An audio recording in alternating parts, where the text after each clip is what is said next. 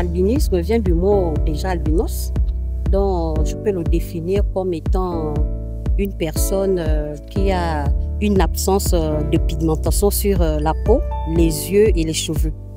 Je pense que c'est un trait physiologique chez certaines personnes.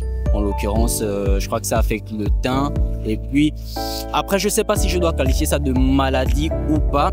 L'albinisme, bon, pour moi, je me dis que c'est une maladie. Hein. Pour moi, je me dis que c'est une maladie. Pour moi, l'albinisme, c'est des personnes de différentes peaux. Bon, les albinos, moi, je n'en connais rien. Je n'en sais rien des albinos. L'albinisme n'est pas une maladie. C'est une anomalie génétique qui se manifeste par des incapacités. Et ces incapacités-là font de l'albinisme plutôt un handicap. Donc c'est une situation où on est incapable de se défendre, la peau est incapable de se défendre contre les rayons du soleil et les yeux sont incapables de voir correctement. Donc on fait partie du groupe des malvoyants et on est donc de ce fait des personnes avec un handicap sensoriel et un handicap physique.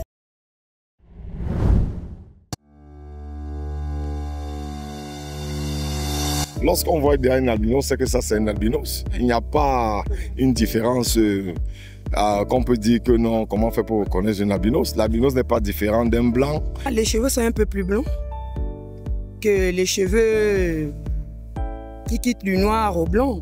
Voilà, c'est un peu ça. Et leurs yeux bougent à l'intérieur. Pour les reconnaître, le plus souvent, c'est par leur peau. Elle est un peu fine.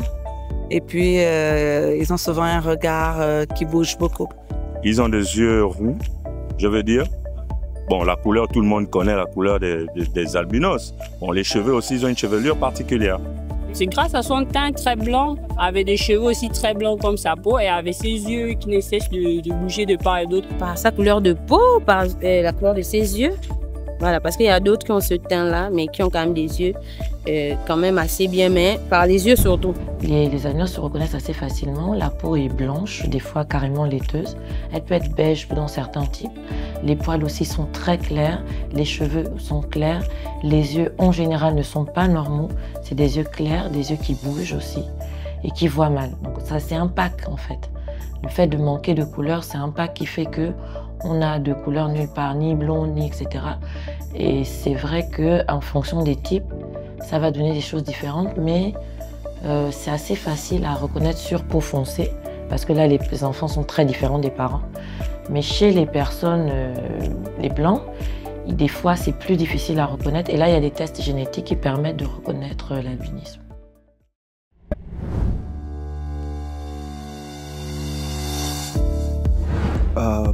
Pour cela, je ne sais pas trop. Je ne sais pas. Un couple qui n'est pas albinos, faire un enfant albinos,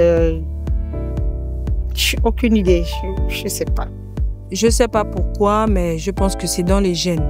C'est génétique. Si dans la famille, il y a déjà eu un parent qui a fait un enfant albinos. L'albinisme est une maladie de la peau qui est due à un gène récessif.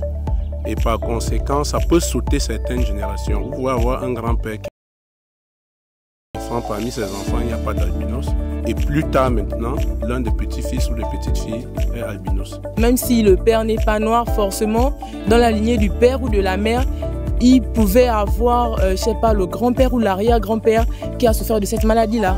Du coup, les enfants peuvent avoir cette maladie-là comme ne pas avoir cette maladie-là. Donc c'est un peu ça. Je crois que ça peut être dû au dérèglement climatique ou encore au fait que dans l'alimentation aussi même, hein, il peut y avoir des causes là-dedans. Dans un couple, il faut qu'il y ait 2 porteurs de gènes albinos pour avoir un enfant albinos. S'il n'y a qu'un seul porteur, il ne peut pas avoir un enfant albinos. Ces 2 personnes sont appelées des porteurs sains du gène albinos.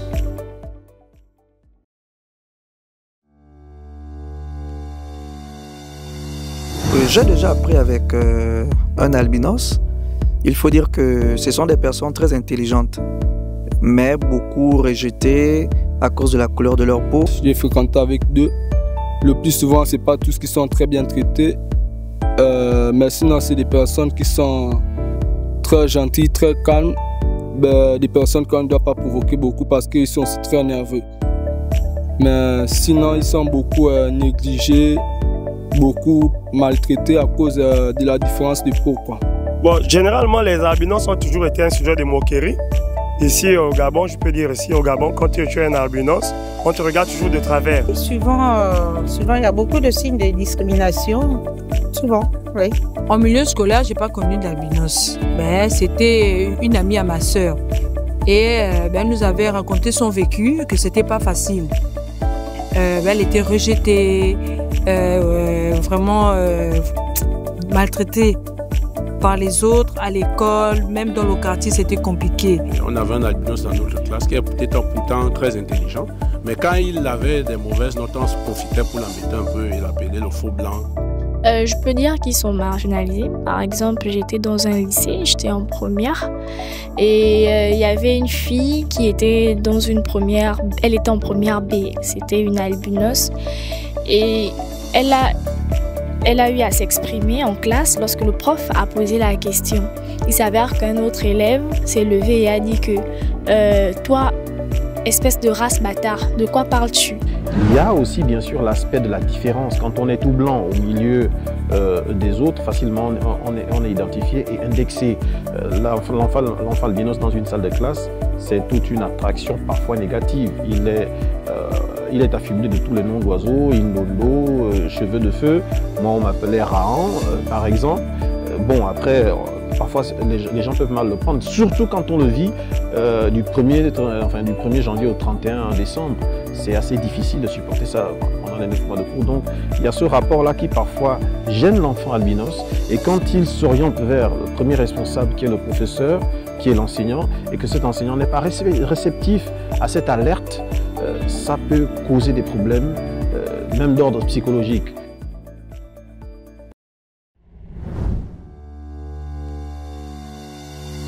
Ça peut leur causer, on va dire, encore des graves problèmes de santé, vu qu'ils sont d'abord pas très solides comme nous. Tout comme nous aussi, vous et moi.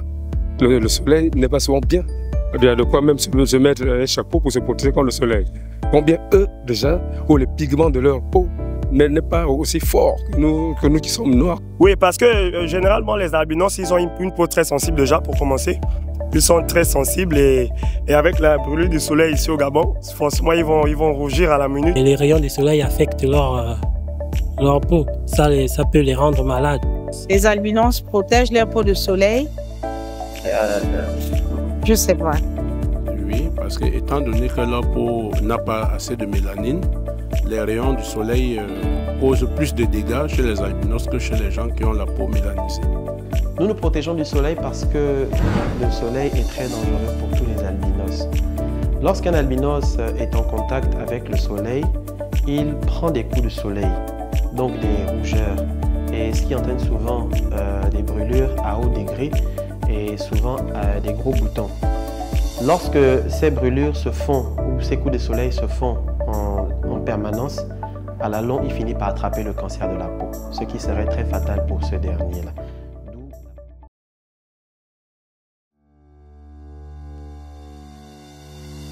Je dirais non, je pense que ça doit être peut-être dû au gène de quelque chose. La contagion, non. Non, ça ne se contamine pas. Je pense, je ne vais pas affirmer ce que je dis, mais je pense que ce n'est pas contagieux. L'albinisme être contagieux, à mon avis, non. Oh oui, sanguinement, dans ce qu'on dit souvent, de façon héréditaire. C'est de l'hérédité. Ça se contamine de façon héréditaire. Non, c'est pas contagieux. Non. L'albinisme est-il contagieux? Non. L'albinisme, c'est héréditaire, ça vient de nos parents. Donc on est porteur du gène de l'albinisme, qu'on soit noir ou albinos, et on le transmet à ses enfants. Donc si c'était contagieux, ma mère serait devenue albinos, mon père, mes frères et sœurs, et toutes les personnes qui m'entourent. Donc si vous avez des personnes albinos autour de vous, vous pouvez les embrasser sans craindre de devenir albinos.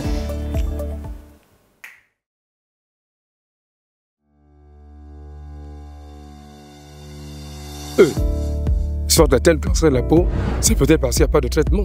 Bon, parce qu'ils ont une peau fragile, très fragile, et leur peau ne supporte pas le soleil. Cancer de la peau chez les albinos, non, je sais pas. Très franchement, je dirais non. J'en ai aucune idée, sérieusement. Non, j'en ai aucune idée. Ah non, là, je n'ai pas d'idée. Je sais pas pourquoi. Parce que la mélanine nous protège de certaines maladies. Et comme il y a un déficit de mélanine chez les albinos, c'est généralement pour cela qu'ils souffrent du cancer de la peau. Une personne vivant avec l'albinisme est susceptible de faire le cancer de la peau entre 25 et 35 ans s'il n'est pas protégé au soleil. Donc, le cancer de la peau est vraiment l'un des problèmes les plus courants que les personnes qui vivent avec l'albinisme sont susceptibles de rencontrer au cours de leur vie.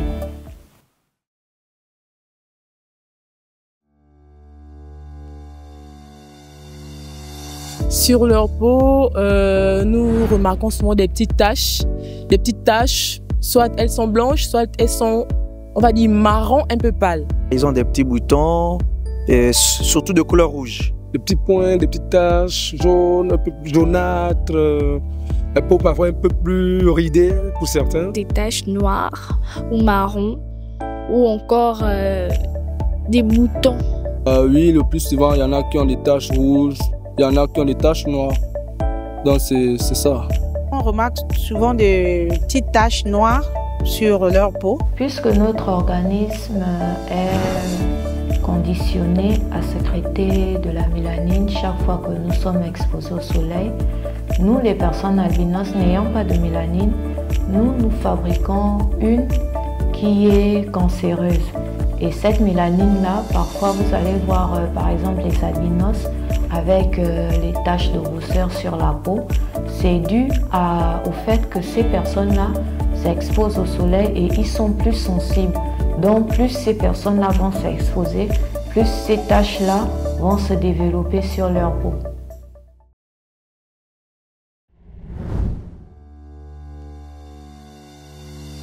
Il s'avère que leurs ossements font office de fétiche pour avoir une grande puissance dans certains pays. Donc, une fois qu'on connaît même que vous avez un enfant albinos, on vient vous l'arracher tard dans la nuit. Leur peau est assez particulière, donc les gens l'utilisent pour des pratiques et faire des rites ou bien des trucs allant dans ce sens.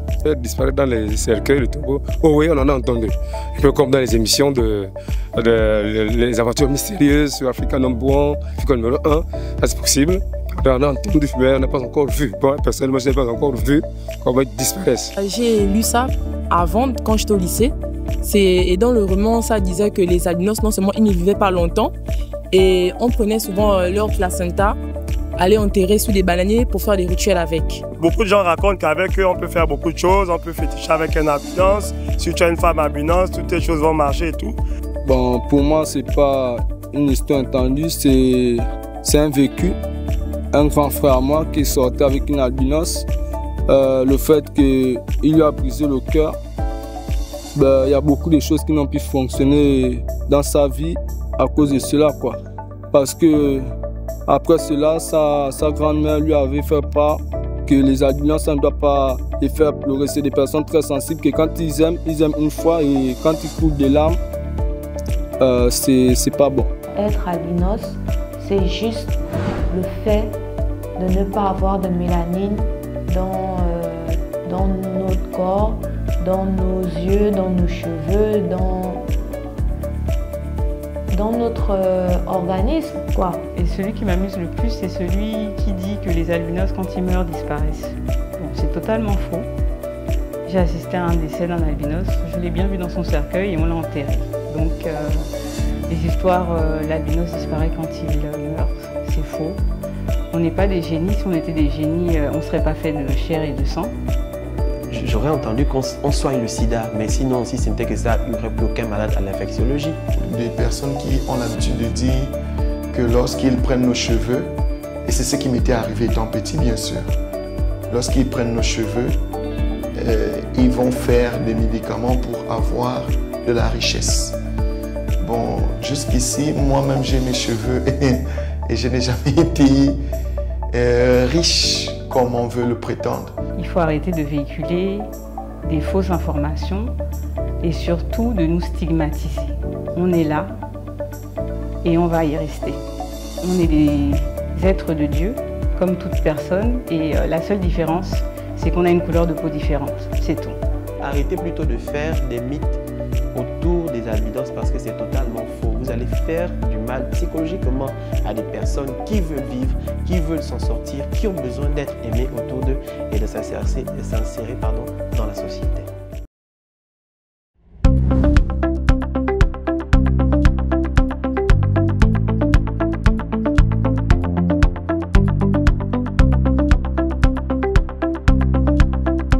Bonjour et bienvenue à la 10e Journée internationale de sensibilisation à l'albinisme. 10 ans de progrès collectifs, voilà le thème de cette année. Des progrès pour la défense de quel groupe? L'albinisme. Le Gabon a voté des lois, a ratifié des traités et parmi ces traités, il a ratifié le traité des droits de l'homme. Cependant, certaines franges de la population ont besoin d'une attention particulière pour que leur spécificité ne soit pas un frein à leur épanouissement. Ainsi, un enfant qui est né tout blanc, mais qui, lorsqu'il se brûle au soleil, devient tout rouge, il est très malvoyant et cet aspect physique, souvent, est l'origine de surprises et de moqueries, voire de dégoût. Et cela nécessite quelques aménagements raisonnables. Chers invités, je suis honorée aujourd'hui en tant que présidente de la Fondation et représentant de la fondatrice, Madame Zita Oligui-Nguema, de pouvoir participer à cette cause à travers ce don qui, je l'espère, contribuera à améliorer la qualité de vie des personnes atteintes d'albinisme. Un don pour 30 préalbinistes, donc 30 enfants pour pouvoir bénéficier d'ici la rentrée de verres de correction. 30 enfants qui n'auraient peut-être pas pu, sans cette aide, recevoir cela. Et ça, c'est avec notre partenaire, Madame Mourou, qui a accepté de faire un forfait. Là, c'est les membres que nous avons mis à la disposition de votre association pour lutter contre le cancer de la peau. Je vous prie de transmettre à Madame Zita Oligui-Nguema tous nos remerciements, tous nos vœux de réussite, qu'elle continue à faire ce qu'elle fait et qu'elle le fait bien, et que son humilité l'honore.